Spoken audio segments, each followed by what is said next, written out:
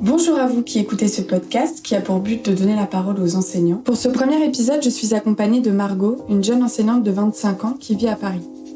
Avec elle, on va surtout parler des débuts, de ce que c'est que d'entrer dans l'éducation nationale à 21 ans, d'avoir sa classe, de devenir maîtresse d'école du jour au lendemain sans trop savoir comment faire. Et puis on va aussi parler de la formation qui permet d'être professeur des écoles aujourd'hui. Et enfin, on va parler d'elle, un peu plus de ses valeurs à elle, de ce qu'elle a envie de transmettre aux enfants. Et des désillusions aussi qu'elle a vécues depuis qu'elle est professeure des écoles.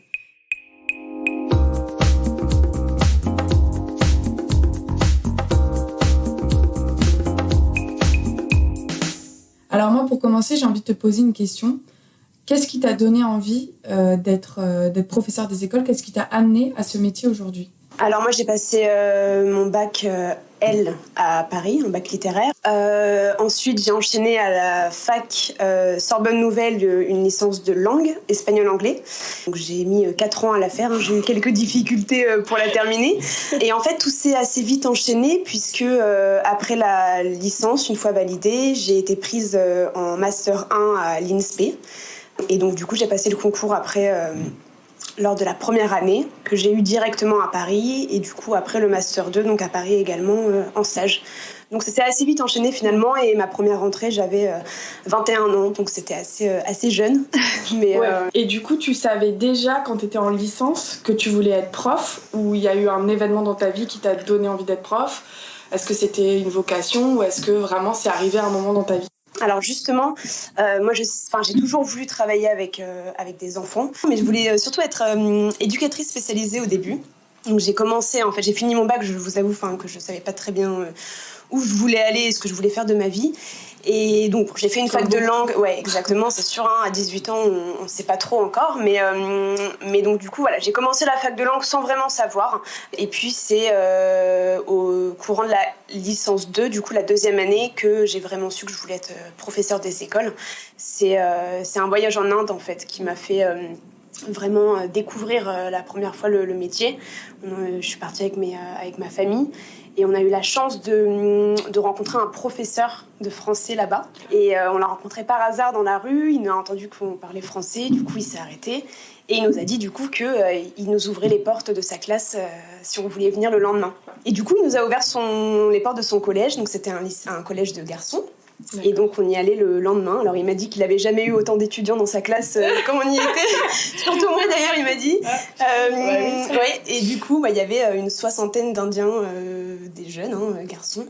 Et je me voyais, c'est une des premières fois où je me suis dit que j'étais super bien en fait devant eux, avec ma petite craie à la main, en train d'expliquer ce que je faisais comme études à Paris, exactement.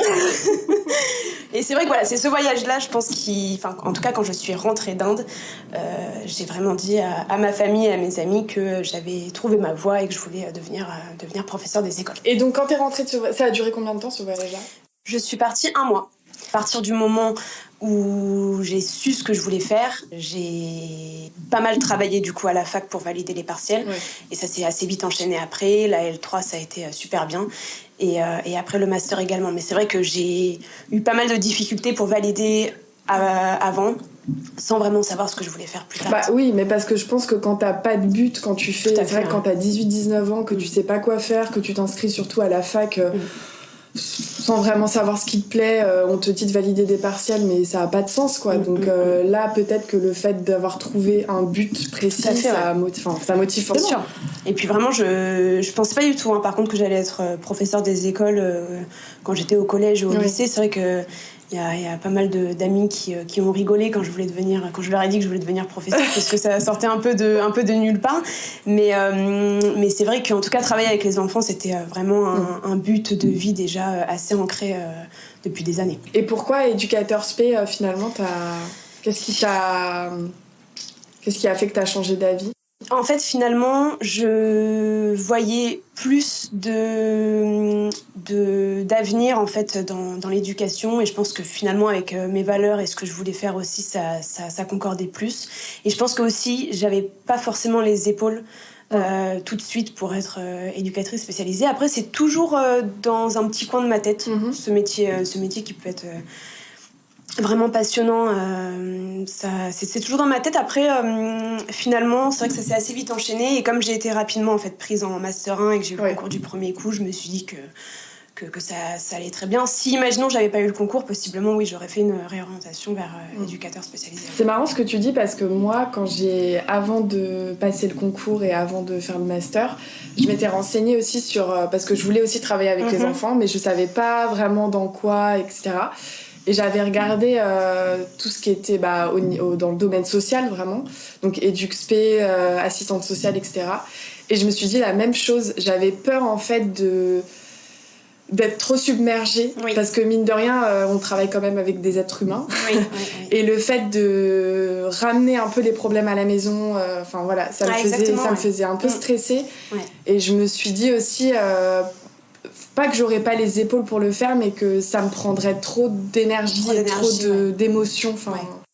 Mais ça se comprend, et je pense qu'encore plus à 18, 19, 20 ans, je pense que si on est par exemple professeur des écoles pendant une quinzaine d'années et qu'après on a envie de faire éducatrice spécialisée, je pense qu'on aura plus les épaules, on sera aussi formé à travailler avec des enfants, aussi avec des enfants de difficulté également. Et c'est vrai que c'est une force d'appui ce qu'on fait actuellement pour possiblement faire ce métier-là plus tard. Mais c'est vrai que, en tout cas là, je trouve que l'éducation va bien, que je suis très heureuse là actuellement en tant que professeure des écoles. Je me vois pas du tout changer maintenant, mais on verra effectivement plus tard. Mais ça me fait en tout cas moins peur. Maintenant que je suis professeure des écoles, je vois l'éducatrice spécialisée, ça me fait moins peur. Oui, parce que t'es déjà au contact des enfants et tu vois un peu comment ça fonctionne. Mais c'est vrai qu'à 20 ans, je trouvais ça vraiment trop de responsabilité et trop dur aussi émotionnellement parlant. Donc aujourd'hui, ça fait 2 ans officiellement que t'es prof, mais 3 ans avec l'année de stage. Exactement. Comment s'est passée ton entrée dans le métier ? Parce que pour rappel, quand on est en année de stage, on est un peu catapulté dans une classe, clairement c'est ça. On ne prépare pas des masses à avoir une classe. En fait, on nous prépare au concours, mais on ne nous prépare pas vraiment à tenir une classe. Et je pense que nos souvenirs de classe, c'est vraiment nos souvenirs d'enfants, donc c'est pas vraiment la même chose. On est en alternance dans une classe. Comment toi ça s'est passé ? Quels souvenirs t'en as ? Est-ce que t'as été tout de suite à l'aise ? Ou est-ce que t'as eu des appréhensions ou des peurs ou te dire oh là là, comment je vais me présenter ? C'est vrai que j'étais quand même très stressée. On a fait donc le Master 1 où on a fait 2 petits stages très rapides, aidés avec 10 autres étudiants en plus dans la classe. C'est vrai qu'on était finalement assez mal préparés pour cette première rentrée en Master 2. Et puis on a commencé la rentrée à 2 dans la classe, du coup, parce qu'on est en stage, mais les 2 premières semaines se font à 2. Et c'est vrai que donc déjà faire ce métier-là quand on n'est pas formé, c'est pas simple, et puis encore moins quand on est à 2 et que les 2 sont débutants. Donc on peut même pas compter sur l'autre en fait, parce que donc ma binôme était plus âgée parce qu'elle était en reconversion, donc elle avait déjà 3 enfants. Donc par contre ça me rassurait, parce que moi ce qui me faisait le plus peur finalement, c'était le rapport avec les familles. Vu mon âge très jeune, je me suis dit... Enfin, c'est vrai que le premier jour, donc j'ai très mal dormi, forcément, la nuit juste avant. Et donc, je suis arrivée très, très tôt à l'école et je paniquais, en fait, d'avoir les parents devant qui rentraient dans la classe. J'ai commencé en grande section, le niveau juste en maternelle. Et effectivement, en fait, j'avais du mal à me présenter en tant que la maîtresse. Parce que, c'est vrai que ça... Tu te sentais pas forcément légitime pas du tout, dans ce rôle. Pas du tout. Et puis même les familles disaient « Ah, vous êtes la maîtresse, d'accord. » Mais c'est vrai que je voyais très bien qu'eux-mêmes étaient stressés de me voir aussi jeune. Ils se sont dit qui est cette débutante lycéenne, elle doit être en stage. Pour rappel, t'avais 22 ans à ce moment-là. J'allais sur mes 22 ans, donc c'est vrai que c'était très jeune. Et puis bon, ça se voyait que j'étais pas du tout à l'aise. Par chance, la binôme avec qui j'étais, elle, du coup, était plus âgée. Donc c'est plutôt elle qui était assez à l'aise avec les familles, finalement, donc heureusement. Mais il y a un vrai temps d'adaptation. C'est vrai qu'on dort pas très bien, on est vite stressé, c'est assez dur. On est suivi du coup par des maîtres formateurs qui viennent de temps en temps en classe, mais c'est vrai qu'on a finalement peu d'aide et on est assez catapulté sans vraiment de moyens. On a fait très peu de stages l'année d'avant en master, et c'est vrai qu'on a peu de billes en fait pour gérer toute cette responsabilité. Moi, j'avais quand même 30 élèves dans la classe. Et finalement, ça prend forme après 2-3 mois, mais c'est vrai que le mois de septembre est super intense, on est très peu préparés. Et par chance, je vais pas me plaindre, avec ma binôme, ça se passait très très bien. Mais j'ai eu pas mal de connaissances où avec les binômes, c'était compliqué. Et là, vraiment, l'année entière est dure. Et je reviens sur ce que tu disais, parce que c'était hyper intéressant. Tu parlais de la posture, à un moment, tu disais que tu te sentais pas légitime vis-à-vis des parents. Et c'est quelque chose que moi aussi, j'ai pu ressentir. En début d'année, quand tu commences, on t'explique pas quelle posture avoir avec les enfants. C'est vrai que nous on débute, on est jeunes. Souvent on a dans l'inconscient collectif, on se dit que les maîtresses ou les maîtres ils sont assez âgés. Enfin ils ont commencé, ils sont déjà vieux. Alors que non, il y a des maîtresses jeunes. Et c'est vrai que par rapport aux parents, c'est difficile, je trouve, d'asseoir sa légitimité quand t'as pas d'expérience. Tout à fait. Mais t'es censé le montrer, quoi. Ouais, t'es quand même censé montrer que tu gères les 30 enfants. Exactement. On est censé montrer qu'on a l'habitude, qu'on est tout à fait sereine, alors qu'en fait, en nous, c'est c'est un peu ça va dans tous les sens. Et c'est vrai qu'on est censé montrer effectivement qu'on gère, qu'on a fait ça toute notre vie, et effectivement je pense que pour nous c'est pas simple, mais c'est aussi pas simple je pense pour les familles. Il y en a pas mal, je sais, qui en tout cas en début d'année étaient assez stressés de laisser leurs enfants à en tout cas une personne aussi jeune. Ça je l'ai appris après dans l'année, et finalement après 2-3 mois, quand on a fait nos preuves et que ça roule, les parents sont beaucoup moins anxieux, mais c'est vrai que c'est un stress que je comprends de la part des familles.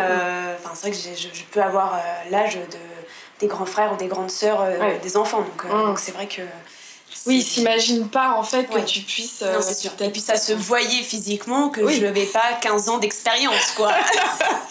Ça se voit. Donc non, c'était une période assez stressante, mais très formatrice bien sûr aussi. Et puis très enrichissante. Et par chance, j'ai eu une très bonne équipe, très soudée, qui était tout à fait disponible aussi. Donc c'était quand même une bonne aide. Les choses ont fait que j'ai réussi à prendre mes marques, à moins être anxieuse et vraiment à apprendre de nouvelles choses et à être motivée. Oui, tu t'es adaptée. Bien sûr, c'est une question. On sait qu'il y a aussi beaucoup de pourcentage d'abandon lors de cette année de Master 2 en stage. Quand nous on y était, c'est vrai qu'il y avait à peu près 20 ou 30% des stagiaires qui abandonnaient sur l'année. Donc ça reste énorme, c'est un pourcentage énorme. Super. C'est compréhensible en même temps parce que en M1 du coup on observe, donc on n'est pas vraiment, on gère pas la classe. Et en M2 on nous catapulte comme ça à gérer 30 enfants, et c'est vrai que j'avais entendu des personnes dire en fait j'ai pas le feeling avec les enfants. Bien sûr. Les maternelles forcément ils sont beaucoup plus tactiles, ce sont ils sont petits quoi, donc ils ont besoin de contact, etc. Et il y en a, c'est pas fait pour eux. Et je trouve ça assez violent, mine de rien, de te rendre compte de ça alors que t'as passé le concours, que tu rentres dans le métier. Il y en a beaucoup aussi qui étaient en reconversion et qui ont arrêté. C'est ça, surtout. Puis surtout en maternelle, je pense que ça doit être difficile de commencer avec ces niveaux-là, parce que c'est pas ce qu'on nous apprend le plus pendant la formation. On est beaucoup plus focus sur l'élémentaire que sur la maternelle. On va continuer de parler de ton parcours. Donc, lors de ta première année de stage, tu étais en grande section. L'année dernière, tu as été titularisée. Ça veut dire que tu es officiellement professeur des écoles. Par rapport à l'année dernière, comment ça s'est passé pour toi ? Quelle classe tu avais ? L'année dernière, du coup, j'avais des CE1 dans le 20e arrondissement à côté de Port-des-Lilas. Et donc là, j'ai été prévenue, en fait... 3 jours avant. Non, même pas, j'ai eu beaucoup de chance. J'avais pas de poste, en fait, à la rentrée, le 2 septembre. Du coup, ils m'ont mis dans une école dans le 18e en renfort, en petite section. C'est vrai. Donc j'ai fait le lundi et le mardi de la rentrée en petite section, donc dans cette école-là du 18e. Donc pour la petite section, moi je ne m'y voyais pas plus que 2 jours dans tous les cas. Mais donc j'ai fait les 2 jours.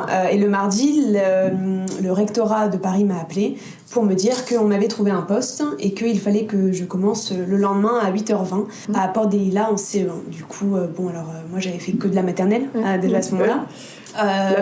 Et puis il était 15h et je devais commencer le lendemain à 8h20. Donc ça a été aussi une rentrée en tout cas assez atypique et assez stressante. Je suis directement allée à l'école pour rencontrer la directrice et quelques collègues. Et le lendemain, à 8h20, j'étais devant les CE1. Voilà. Donc c'était assez intense. Et finalement, si je fais un bilan, c'était la meilleure année des 3 ans. Les enfants étaient géniaux, les familles aussi.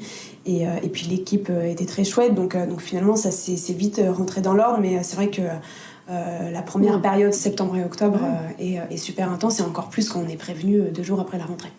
Et du coup, là, t'es en CP cette année. Exactement. Donc, dans le 18e. Dans le 18e arrondissement. En REP aussi. Oui. Si j'ai bien compris, le CP, à la base, c'était pas trop ton truc. Oui, c'est ça. Comment t'as fait pour réussir à t'adapter, encore une fois, à apprécier malgré tout ce niveau ou alors t'apprécies pas, toujours pas, c'est possible aussi, ça nous arrive. C'est vrai que du coup moi l'été dernier quand j'ai postulé aux écoles, j'ai rien eu. Du coup tout l'été j'étais pareil que l'année d'avant, sans vraiment savoir où j'allais être en septembre. Et c'est vrai que je ne voulais pas avoir des CP. C'était tous les autres niveaux sauf ça. Puisque c'est vrai que je trouve que c'est... Bon, et puis encore plus maintenant que je suis en CP, du coup.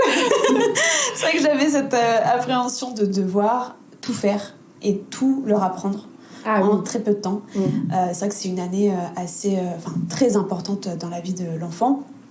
Ils arrivent après la grande section, après la maternelle, où ils ne sont pas du tout encore élèves. Et c'est vrai que on doit leur apprendre à compter, à lire, à écrire. C'est super intense à devenir élève. En plus de ça, il y a quand même eu 3 mois de confinement lors de leur grande section. Donc ils sont arrivés en septembre avec effectivement un niveau qui n'était pas normalement le niveau de CP de début d'année. Donc avec pas mal de lacunes. Et donc c'est vrai que le début d'année, quand j'ai su que j'avais des CP, j'étais forcément un peu déçue. Finalement, l'année se passe très bien, mais c'est vrai que j'ai dû vraiment m'adapter. Et ce qui est, moi, qui me déplaît finalement avec ce niveau-là, c'est que c'est assez récurrent. En fait, c'est redondant. Les journées se ressemblent vraiment. On commence par de la phonologie avec l'étude d'un son, ensuite on fait des mathématiques, ensuite on refait le son. Bon, voilà, c'est un peu chronophage des fois, et on a aussi cette pression-là de la part des parents, on a la pression de toi-même aussi que tu te mets, parce que tu te dis que tous ces enfants que tu as là, il faut que à la fin de l'année, ils soient à un niveau qui n'est pas du tout encore visible. Tu avances dans l'année, tu te dis, mais mince, il reste 3 mois, on est en décembre, et en fait, ils ne savent toujours pas lire, et voilà, donc c'est assez stressant, mais finalement, je trouve qu'en janvier, il y a vraiment eu un déclic, et les choses se font et finalement ils progressent tous bien. Par rapport à ton métier, là, on va plus parler de ton métier de manière générale. Qu'est-ce qui te plaît au quotidien ? Qu'est-ce qui t'anime vraiment dans ce que tu fais ? Ce qui me plaît vraiment dans ce métier-là, c'est de pouvoir possiblement changer les prochaines générations, la société future. C'est d'ailleurs pourquoi chaque année je fais des projets qui me touchent personnellement, comme le féminisme, l'écologie. On va en parler après. C'est vrai on va détailler ça. C'est vrai que c'est un métier où par chance on peut faire changer les choses. Et si on le fait bien, en fait, on peut emmener, je trouve, les enfants super loin dans plein de domaines différents, et pas que scolaire, pas que les mathématiques, pas que le français. C'est vrai qu'on a la posture de la maîtresse qui fait que si on veut parler de plein de choses, on peut aussi le faire, en mettant les formes, bien sûr, mais on est assez libre sur pas mal de sujets. Et moi, c'est ça qui me plaît, c'est de pouvoir les emmener où je veux. Alors ça marche plus avec certains enfants que d'autres, mais je trouve qu'en tout cas, depuis le début, tous les enfants ont appris des choses qui, j'espère, les rendra meilleurs aussi par la suite. Oui, en fait, tu laisses un peu des graines, quoi. Tu sèmes un peu des graines. Exactement, et c'est ce qui me plaît, en fait. Et tu te sens libre de le faire aujourd'hui ? Tu sens vraiment que à la fin de l'année, tu arrives à changer des choses pour les élèves ou tu as des petites frustrations parfois ? J'ai des frustrations, j'en ai eu. Après, c'est vrai que, en fait, souvent je me lance du coup dans des projets assez féministes, et on est quand même dans un milieu de REP, donc avec des enfants qui ne pensent pas forcément les mêmes choses que moi. Mais ce qui est en tout cas intéressant, je trouve, c'est que je fais toujours mon projet en tout début d'année. Et ensuite, j'en reparle quelques mois après. Et c'est vrai que les discours changent. Les discours des enfants changent, puisqu'en septembre, ils ont le discours de ce qui se passe à la maison, de ce qu'ils voient, de ce qu'ils ont l'habitude d'entendre aussi des familles. c'est vrai que ça les ouvre à une autre manière de voir les choses, à une autre manière de réfléchir. C'est sur le féminisme, c'est aussi sur l'écologie et sur plein d'autres sujets, le racisme, etc. Mais c'est vrai qu'on a la possibilité en tout cas de faire évoluer les mentalités et de montrer qu'il y a d'autres choses aussi qui se font. Et il n'y a pas que eux, ce qui se passe dans leur maison. Oui, de c'est les ouvrir moins aussi. auto-centré, ouais, bien sûr. Ouais. Ah, c'est intéressant. Bon, on va reparler du féminisme, oui. Du coup, parce que je sais que ça te tient à cœur et c'est super. Mais je trouve ça hyper intéressant parce que souvent, on a un peu une vision du prof... on est quand même tout seul dans nos classes. Ça nous enferme un petit peu parce que les parents savent pas ce qui se passe. Ouais. Les enfants à la maison ne parlent pas forcément de leur journée. Et puis quand ils sont enfants, souvent ils disent ça s'est bien passé, j'ai joué avec machin. Enfin, voilà, ils vont pas forcément détailler toute leur journée.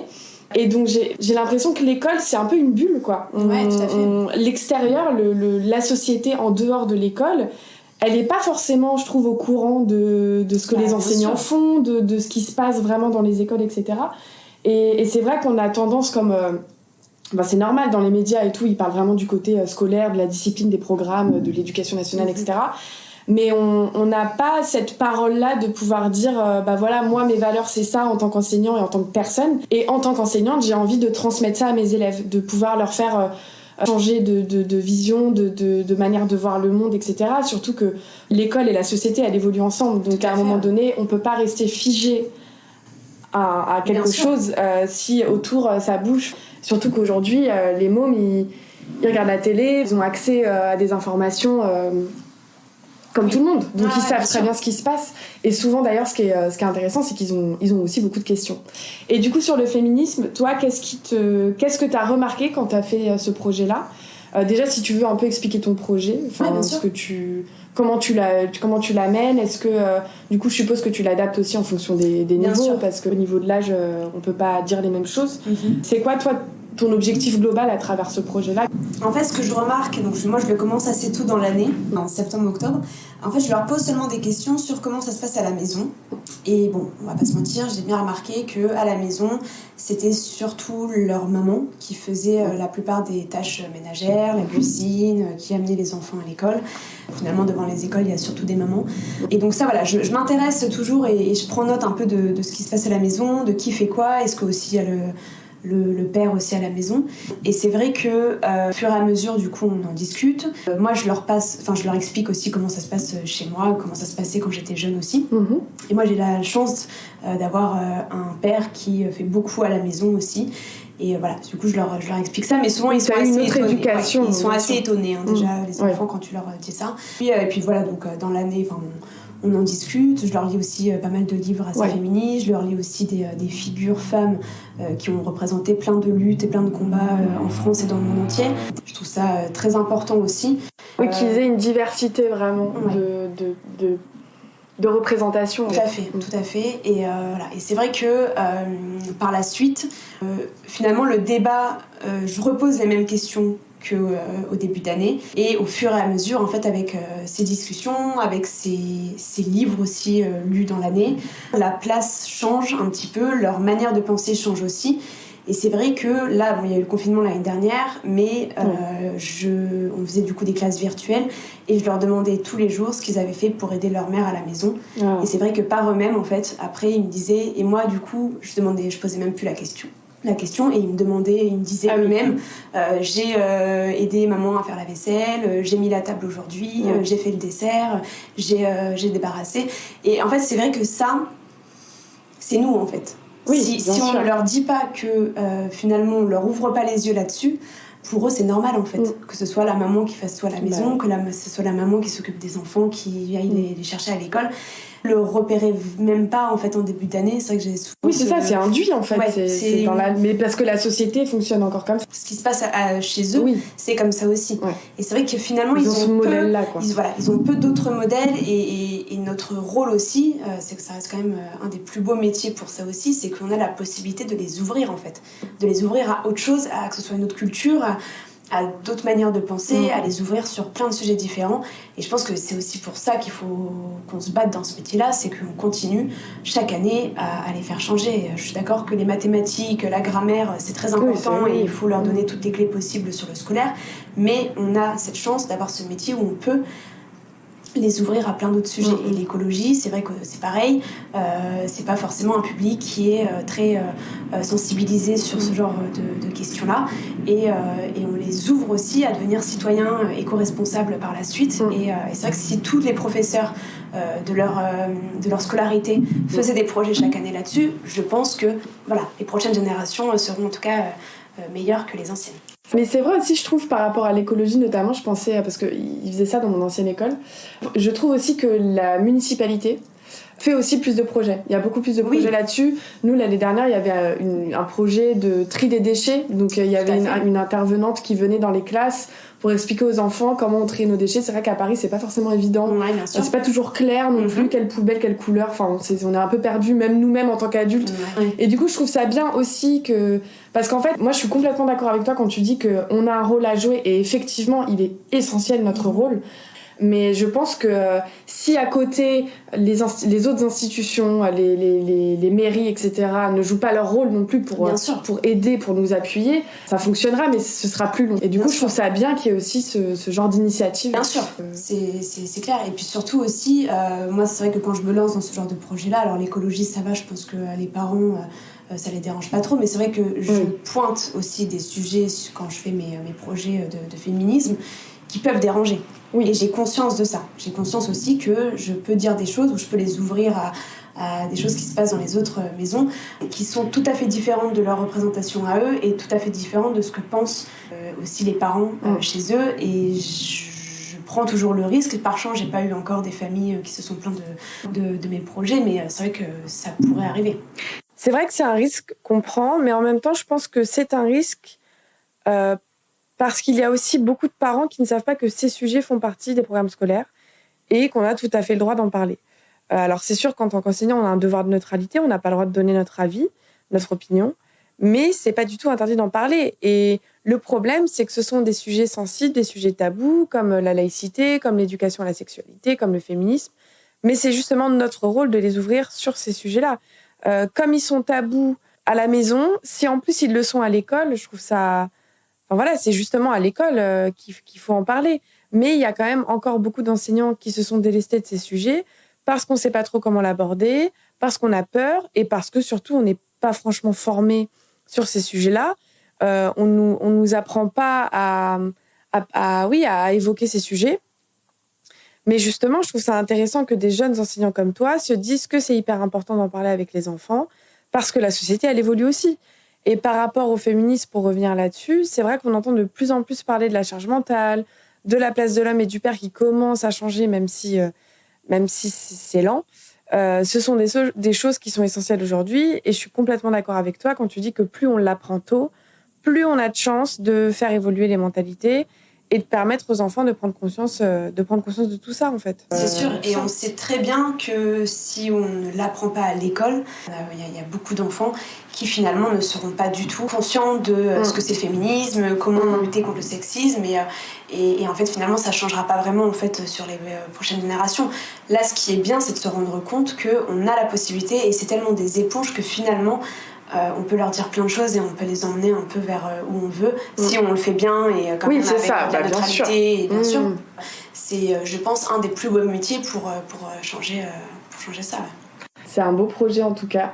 Et pour parler aussi, parce que là on a parlé des choses qui se passaient bien, voilà. Ouais. Et on a quand même beaucoup de matière, donc comme quoi je trouve que c'est beau aussi d'entendre des paroles comme ça. Il y a beaucoup de choses positives quand même, c'est super. Si on parle un peu des choses ce qui est difficile pour toi à gérer au quotidien ou par rapport à cette institution, parce que mine de rien, c'est une vieille institution qui bouge pas des masses. Alors après, c'est vrai qu'on a une grande liberté pédagogique, et heureusement, mais est-ce qu'il y a des choses, toi, dans ton métier, où en rentrant dans le métier, tu t'es dit des désillusions? Oui, il y en a eu. Il y en a eu pas mal. Moi, c'est vrai que j'avais signé pour éduquer, pour être vraiment proche des enfants et les emmener très loin, et en tout cas le plus loin possible, mais avec de l'aide en fait. Et c'est vrai que cette aide-là, je trouve qu'on ne l'a pas.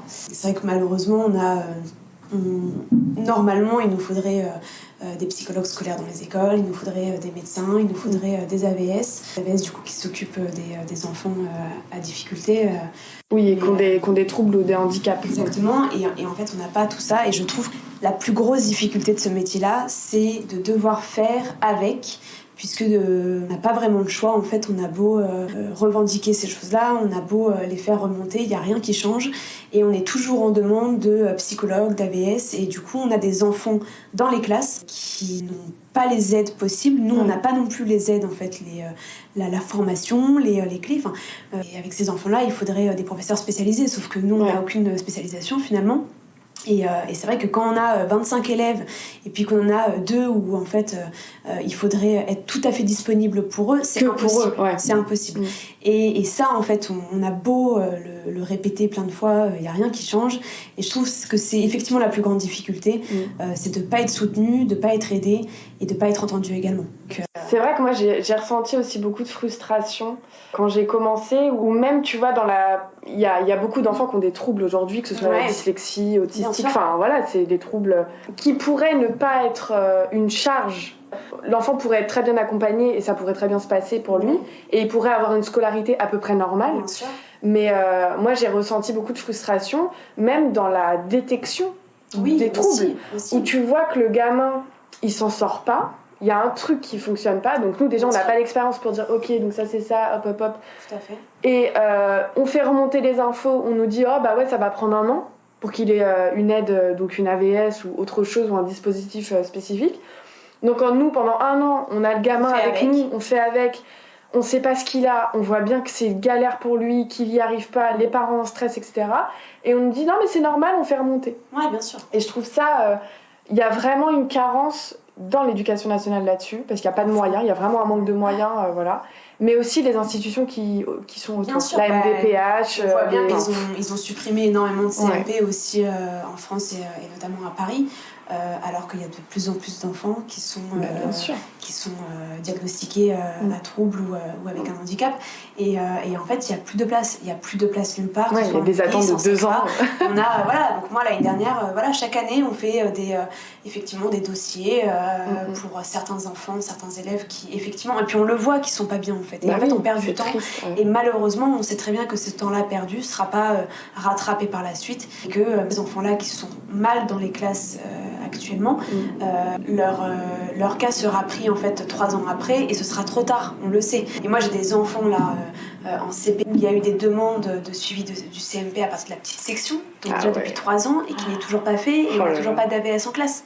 Et en fait c'est ça, moi je trouve la plus grosse difficulté de ce métier-là, c'est de ne pas être soutenu et d'avoir personne en fait. On a beau faire les demandes, c'est chaque année, et on va avoir l'aide 4 ans après. En fait, c'est un problème. C'est une souffrance pour l'enfant, déjà en premier, parce qu'il nous montre aussi qu'il n'est pas à sa place et qu'il n'est pas bien là où il se trouve. C'est une souffrance, bien sûr, pour la famille, mais pour nous également. Et puis, il ne faut pas oublier qu'on n'est pas professeur spécialisé avec 5 ou 6 enfants dans la classe. On a 25 enfants et 1 ou 2 qui ont besoin d'une aide privilégiée, d'une attention particulière. Et en fait, on ne l'a pas. Et je trouve qu'une autre difficulté aussi, c'est le nombre d'enfants par classe. Moi, je ne vais pas me plaindre parce qu'effectivement, du coup, depuis 2 ans, je suis en REP. Et en CP et en CE1, il y a eu depuis peu les classes dédoublées. Donc le CP a à peu près 14 élèves et les CE1 pareil. Donc c'est vrai que moi, l'année dernière, j'avais peu d'enfants. Là, cette année, pareil. Et donc ça, c'est une chance. Mais je trouve ça encore aberrant qu'il y ait des classes où il y a encore 30 oui, puis tu l'as connu en première année, le 30 par classe. J'avais 30 élèves. Je trouve pas ça normal. Je trouve pas ça normal qu'il y ait encore ça. On doit leur apprendre à lire, on doit créer tout ce qui est des notions pour devenir élève, la conscience phonologique, etc. À 30, c'est impossible. On ne peut pas repérer l'enfant qui va être dyslexique, l'enfant qui va être dyspraxique. Alors que moi, j'ai vu la différence cette année et l'année dernière avec un petit effectif où effectivement, j'étais tout à fait disponible pour un enfant si les autres étaient en activité. En autonomie. Chaque jour, j'avais mon moment avec un enfant seul et c'est primordial en fait dans ce métier. Puis je trouve qu'à 30, on est clairement noyé dans la masse parce que au-delà des enfants qui ont des troubles spécifiques et qui ont besoin d'une aide particulière ou d'une AVS, on a aussi des élèves qui sont juste en difficulté. Mais ces élèves-là, il faut pouvoir leur apporter de l'aide, il faut pouvoir différencier. Donc quand tu as une classe de 30 et que tu as, imaginons, un ou deux élèves qui ont besoin d'une aide spécifique, plus 4-5 élèves qui sont en grande difficulté, faut pouvoir les déceler, en fait, ces enfants-là. Et c'est ça qui est compliqué, je trouve. Je trouve que c'est la plus grande, effectivement, c'est aussi une très grande difficulté dans le métier, c'est ça en fait, qu'il y a encore des classes avec 30 enfants. 15 ce serait bien pour toi. Maximum 20. Max, pour 20, ouais. Je trouve que pour le coup, je trouve ça assez en tout cas, et on peut vraiment avancer avec tous les enfants, prendre un temps aussi seul, parce qu'on va pas se mentir, on est aussi psychologue, on est aussi assistante sociale, enfin on a aussi plein de casquettes différentes autres que la maîtresse. Et c'est vrai que ces casquettes-là, on peut les mettre si on a un petit effectif, sinon c'est impossible, on peut pas avoir notre temps individuel avec chaque enfant. C'est vrai que depuis 2 ans, j'ai la chance, dû à la REP, d'avoir des moments privilégiés avec tous les enfants.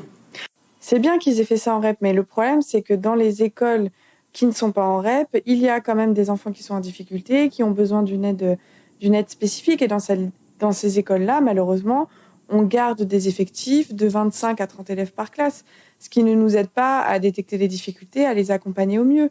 Et puis même dans le meilleur des mondes, si les élèves n'avaient aucune difficulté scolaire, c'est quand même beaucoup plus agréable pour eux comme pour nous d'avoir des effectifs réduits que d'être dans une classe avec 30 enfants.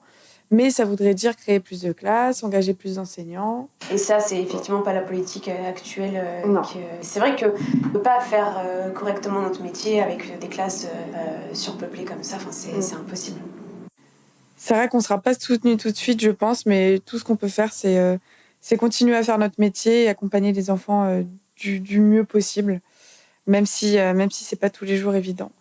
Je voulais juste revenir sur un point. Tout à l'heure, on parlait de ton projet sur le féminisme et tu as parlé d'albums de jeunesse. Ouais, alors moi, j'en utilise plusieurs, mais celui que vraiment je trouve top, c'est Histoire du soir pour filles rebelles, et c'est 100 destins de femmes extraordinaires. Donc il y a 2 tomes, en fait. Il y a un tome sur les femmes extraordinaires françaises et un tome sur les femmes extraordinaires du monde entier.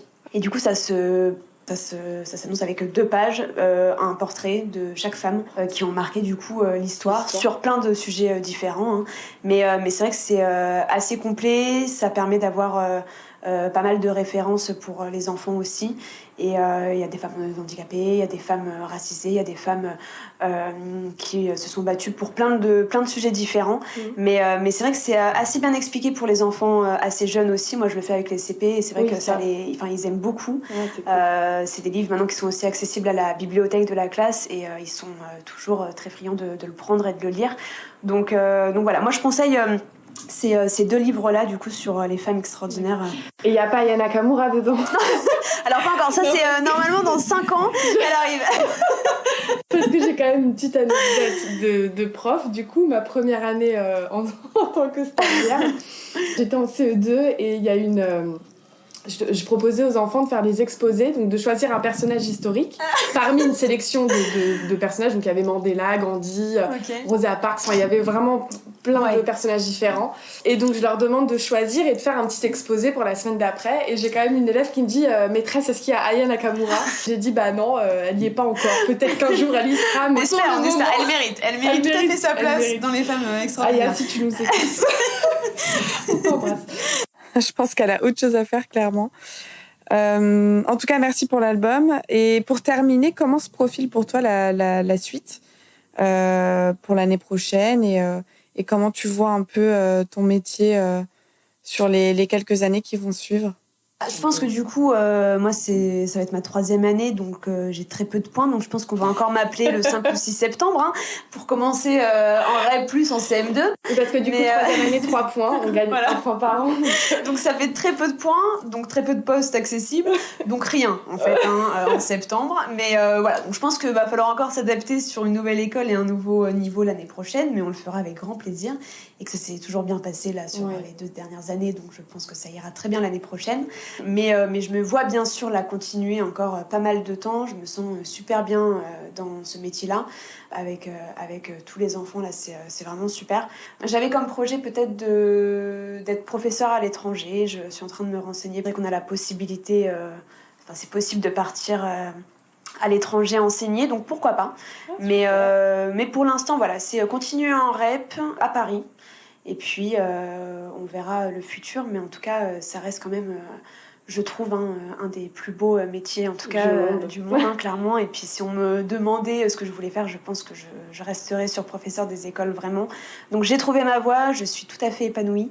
Ceci n'est pas une pub pour être prof, je vous le dis. Non. Et de toute façon, c'est un métier passionné. Hein. Enfin, il faut être passionné pour le faire. Oui. Donc ça, c'est sûr que quand on a la passion, ça va. Mais si on ne l'a pas, ça ne... Enfin, voilà. Et même quand on a la passion, hein, c'est pas toujours c'est fatigant. Et est-ce qu'il y a, pour terminer, est-ce qu'il y a un niveau que tu aimerais tenter, que tu n'as pas fait encore? Ouais. Alors, du coup, le CP, pas trop. La maternelle, pas trop. Non, j'aimerais bien des grands. C'est vrai que l'année dernière, en C1, je me suis assez éclatée. C'est assez intéressant, je trouve, d'avoir des enfants en face qui ont de la répartie, qui ont les connaissances, quelques connaissances aussi pour réfléchir. Et voilà. C'est vrai qu'à partir, je pense, du CE2, en fait, on peut vraiment s'éclater, les emmener. Enfin, c'est vrai que même aussi l'apprentissage de l'histoire, ça me passionnerait. Donc, c'est à partir du CM1, CM2, je serais super à l'aise, je pense. Donc voilà, j'espère avoir des plus grands l'année prochaine. Et puis si j'ai des petites sections, ils auront des connaissances à la fin de l'année en écologie et en féminisme. Même à 3 ans, je le promets. Je te le souhaite en tout cas. Merci beaucoup Margot d'avoir été la première invitée de Profcast. J'étais ravie de discuter avec toi. On a parlé d'énormément de choses et c'était super. Et merci à vous qui écoutez ce podcast. N'hésitez pas à nous suivre sur Instagram et sur Facebook si vous voulez suivre l'actualité des épisodes en cours et à venir. Et j'aimerais également remercier Léo Chupin pour le mixage et Pierre Touchant pour la musique, sans qui cet épisode ne serait tout simplement pas. Donc merci encore à eux et à bientôt sur Profcast.